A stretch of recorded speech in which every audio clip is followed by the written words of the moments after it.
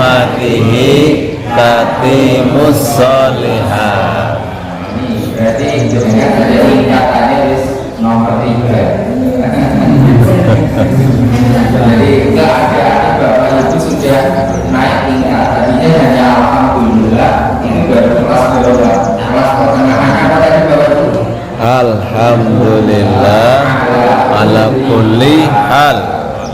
Katanya ke atas lagi. Alhamdulillah bi ni'matihi tatimus sholihat. Jadi artinya apa tadi? Alhamdulillah bi ni'matihi tatimus sholihat. Segala puji bagi Allah, dengan nikmat Allah tersebut maka menjadi sempurnalah amal kebaikan kita semuanya. Nah, mudah-mudahan rawuhnya Bapak Ibu di masjid ini menjadi sempurna. Sempurna apanya? Sempurna pahalanya. Ya, sempurna pahalanya. Karena apa? Karena kita niatkan untuk hadir di majelis ilmu. Masjid atau ini adalah bentuk mencari ilmu. Nah, inilah maka menjadi sempurna amal perbuatan kita, ibadah kita menjadi sempurna. Dan kita juga meyakini bahwa nikmat itu semuanya adalah dari Allah. Nikmat yang diberikan itu dari Allah Subhanahu wa ta'ala. Nanti mudah-mudahan dengan kita mengucapkan alhamdulillah bi nikmatihi tatimus sholihat, tidak hanya amalan sekarang saja, mungkin yang lainnya, entah itu sholat kita, baca Quran kita, sedekah kita dan lain sebagainya menjadi sempurna. Bapak yang dirahmati oleh Allah, bahwa Rasulullah Shallallahu Alaihi Wasallam menurut sabdanya Rasulullah, Bapak Ibu itu dikehendaki baik oleh Allah. Bapak Ibu yang ada di masjid ini, Allah itu ingin menjadikan Bapak Ibu itu menjadi baik. Amin. Seperti sabdanya Rasulullah, man yuridillahu bihi khairan yufaqihu fiddin. Artinya apa? Orang yang dikehendaki baik oleh Allah itu diantaranya adalah yufaqihu fiddin, dimudahkan, ya, dia itu paham tentang agama. Entah mudah dengan mudah datang ke sini, itu termasuk salah satu dikehendaki baik oleh Allah, ya, supaya jenengan itu paham tentang ilmu agama. Jadi Bapak Ibu nggak usah bersedih hati, nggak usah khawatir, jenengan semuanya ini dikehendaki baik oleh Allah Subhanahu wa ta'ala.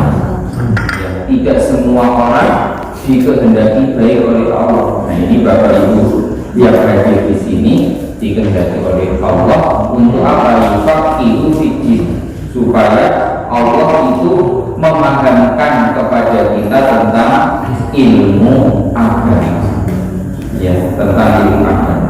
Dan ilmu agama Islam ini adalah salah satu yang bisa menyelamatkan kita di dunia dan akhirat, dan juga jalan paling mudah untuk masuk surga itu dengan belajar ilmu agama ini.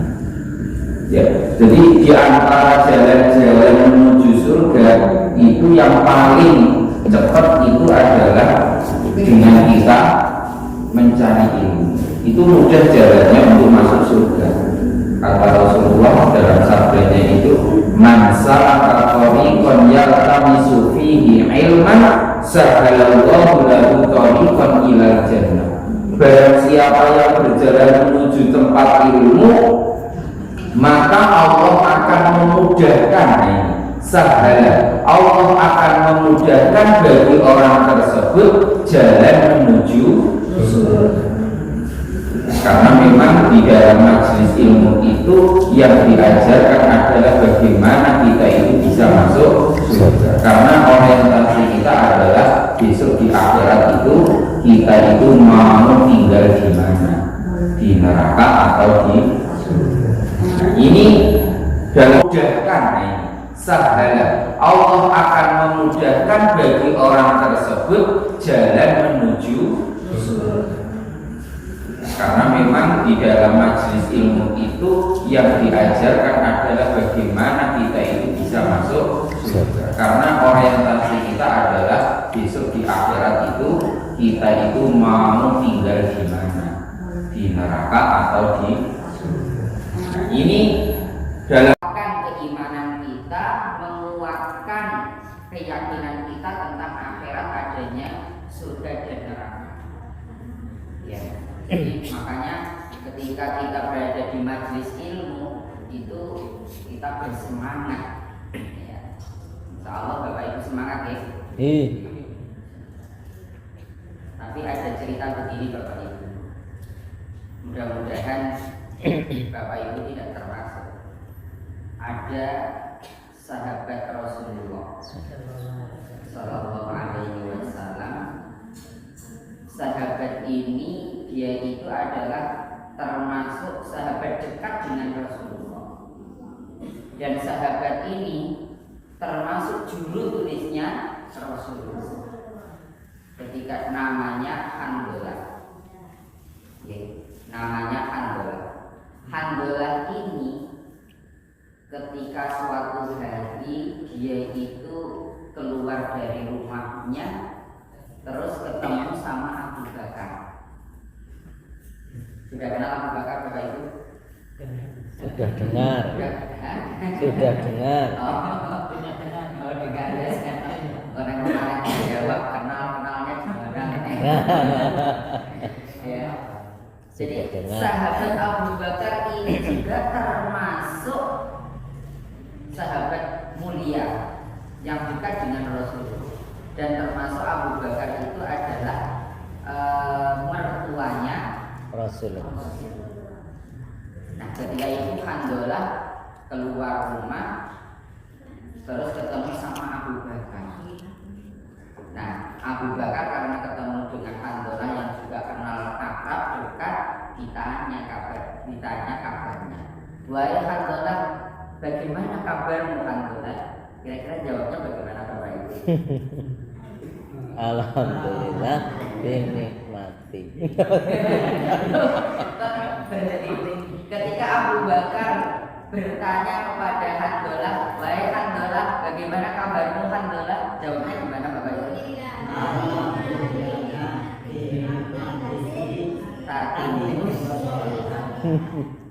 Tapi Handolah jawabnya bukan itu Bapak Ibu. Pengen tahu jawabannya? Jawaban Handolah begini, mengejutkan sekali.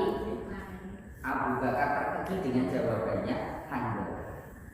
Wahai Abu Bakar, Handolah ini sudah menjadi orang munafik. Wahai Abu Bakar, munafik Bapak Ibu.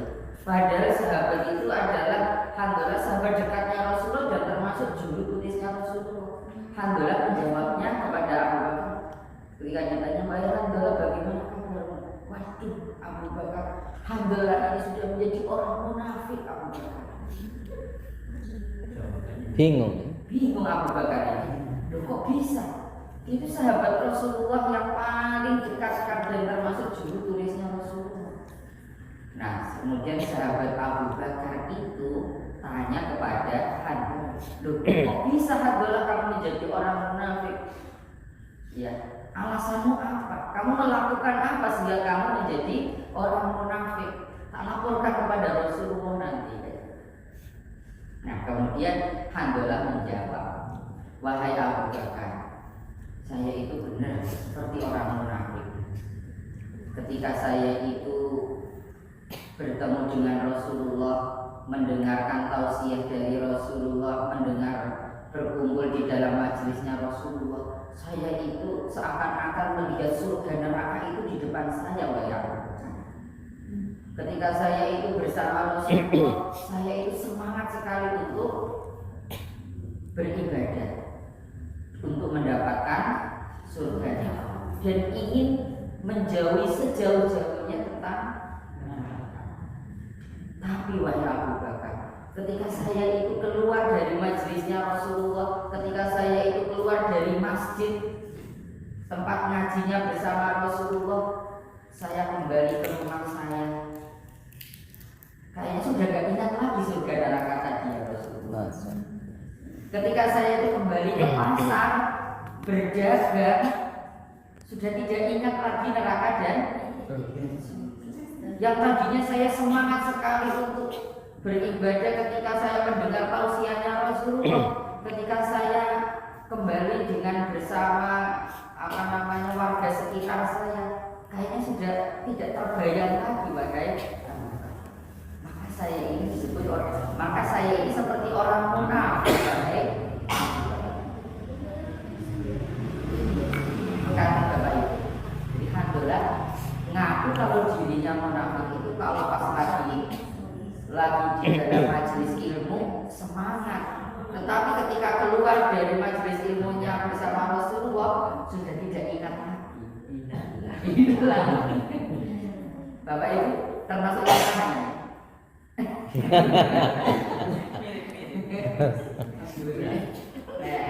Nah, ada istilah tulen namanya. Atau kelalen. Waktu kompetisi ini terus kayaknya kelalen. Nah, ternyata Handola itu mengaku dia itu munafik seperti itu ya Bapak Ibu. Mungkin termasuk saya. Rata-rata seperti itu. Tapi nanti zaman terus yang pesimis ada dan jawabannya Rasul. Ceritanya belum selesai. Nah, terus Abu Bakar mendengar jawabannya Handola seperti itu.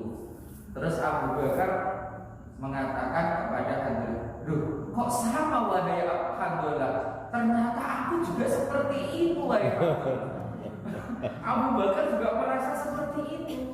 Jadi kalau Abu Bakar bersama Rasulullah, ngaji bersama Rasulullah, mendengar tausiahnya Rasulullah, seakan-akan itu semangat dan seakan-akan surga neraka itu di depan matanya, dan ingin semangat untuk meraih surga, ingin menjauhi. Ternyata tidak hanya Handola Bapak Ibu, Abu Bakar. Abu Bakar, orang yang pertama kali masuk Islam itu Abu Bakar. Ya, mungkin kelasnya Abu Bakar saja mengakui seperti itu. Kalau kita mungkin ya Tidak merasa. tidak merasa, ya. Padahal iya banget. Merasa. Kelasnya Abu Bakar mengakui nek yang dilakukan Handola itu, perasaannya Handola itu sama, yaitu seperti orang munafik. Orang munafik itu kan ibaratnya ya dua orang yang punya dua muka itu kan kelihatannya apa. Nah ini kemudian dua orang ini Handola sama Abu Bakar ini lapor kepada Rasulullah. Kalau gitu kita harus minta pencerahan kepada Rasulullah. Dua orang ini akhirnya pergi kepada Rasulullah. Pergi kepada Rasulullah, kemudian Rasulullah menemui dan menanyakan ada apa Handola dan Abu Bakar. Nah kemudian Abu Bakar Handola menjelaskan bahwa kita itu seperti orang munafik wahai Rasulullah. Kalau saya itu berada bersama Rasulullah, berada di majelisnya Rasulullah, mengikuti tausiahnya Rasulullah, saya itu semangat wahai Rasulullah. Saya itu seakan-akan melihat surga dan neraka di depan saya wahai Rasulullah. Tapi ketika saya itu kembali ke keluarga saya, ketika saya kembali ke tempat usaha saya, ke pasar atau berkumpul dengan banyak orang, seakan-akan hilang itu wahai Rasulullah. Nah, seperti itu. Kemudian jawabannya Rasulullah,